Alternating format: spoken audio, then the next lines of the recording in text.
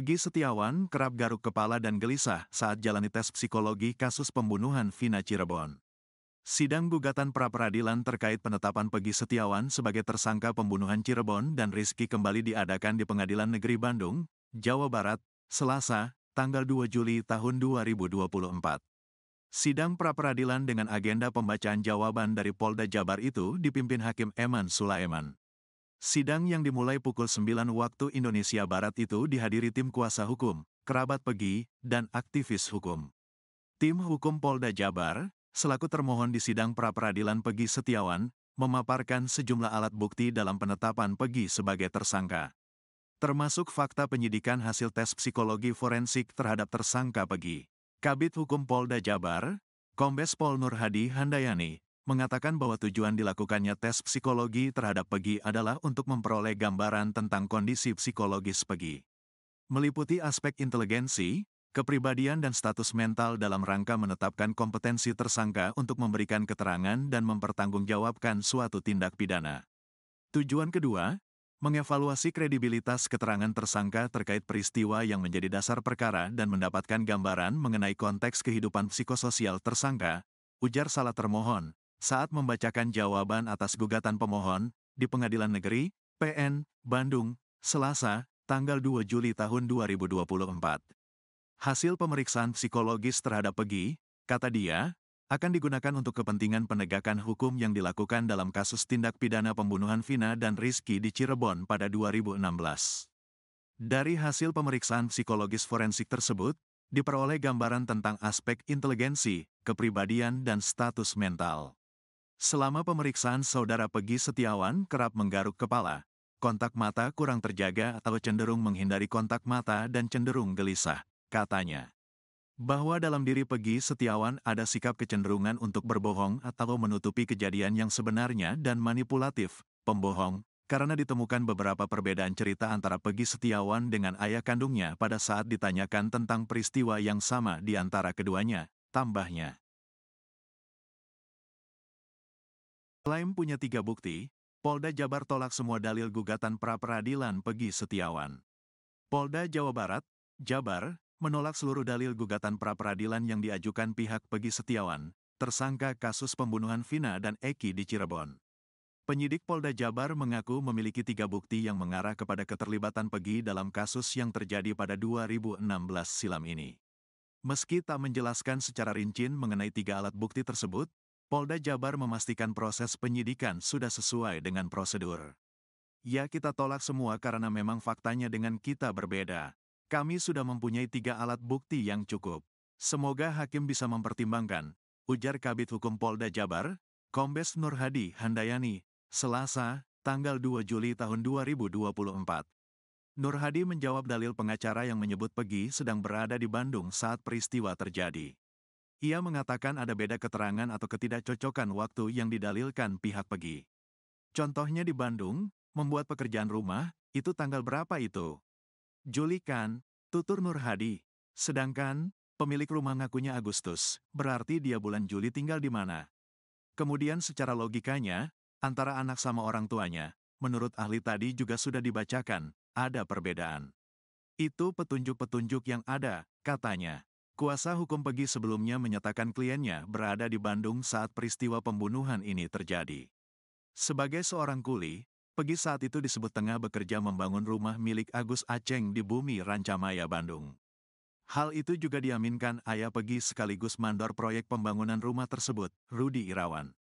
Di sisi lain, Nur Hadi juga menjawab dalil terkait keraguan mengenai identitas Pegi yang disebut-sebut beda dengan daftar pencarian orang, DPO, yang dirilis Polda Jabar.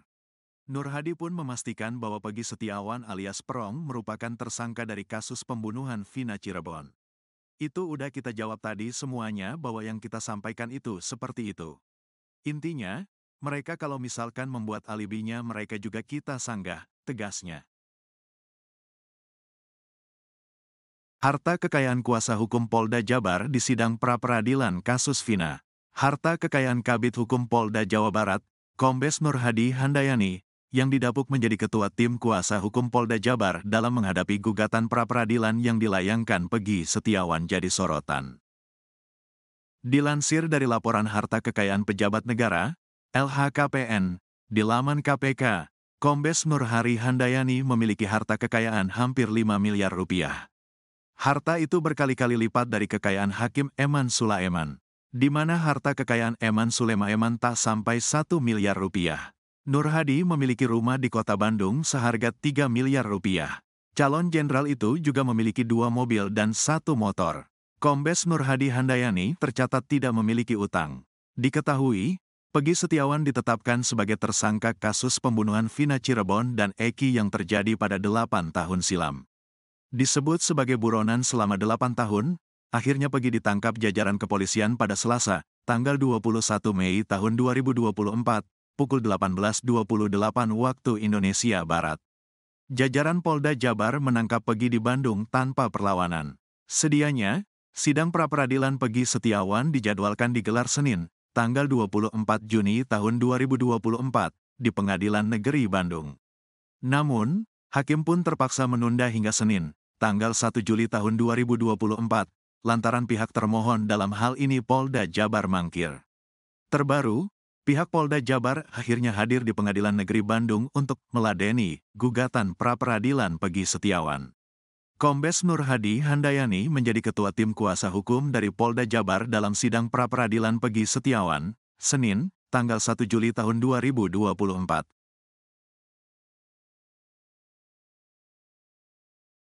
Polda Jabar tak akan berani main-main dengan hakim pra-peradilan Peggy, diminta legowo jika kalah. Mantan Kabareskrim Komjen Purn Susno Duaji mengatakan, Polri dalam hal ini Polda Jabar tak akan berani main-main di sidang pra-peradilan Peggy Setiawan, tersangka kasus Vina. Bahkan Susno Duaji meminta Polda Jabar untuk legowo jika kalah dalam pra-peradilan. Awalnya, Susno sempat mengatakan bahwa ketidakhadiran Polda Jabar dalam sidang pra-peradilan perdana bisa saja merupakan strategi. Namun menurutnya, tidak mungkin Polda Jabar mangkir dari sidang agar perkara itu gugur. Sebab menurut dia, jika memang seperti itu maka akan mencoreng citra kepolisian. Apalagi pra-peradilan Peggy Setiawan kini disorot oleh seluruh rakyat Indonesia. Sehingga Susno Duaji menduga kalau Polda Jabar tidak akan berani main-main. Jangan ada dugaan negatif ingin mengulur waktu bahwa Polri pengen menang karena perkara itu gugur. Tidak mungkin, katanya dikutip dari YouTube Sindo News, Jumat, tanggal 28 Juni tahun 2024. Susno mengatakan, Polda Jabar tidak mungkin melakukan itu karena perkara ini sudah sangat terbuka ke publik. Seluruh rakyat Indonesia, seluruh pengamat, seluruh TV, seluruh medsos menunjukkan perhatiannya ke Peggy, kata dia. Sehingga, tidak mungkin Polda Jabar berani main-main di pra-peradilan Peggy Setiawan.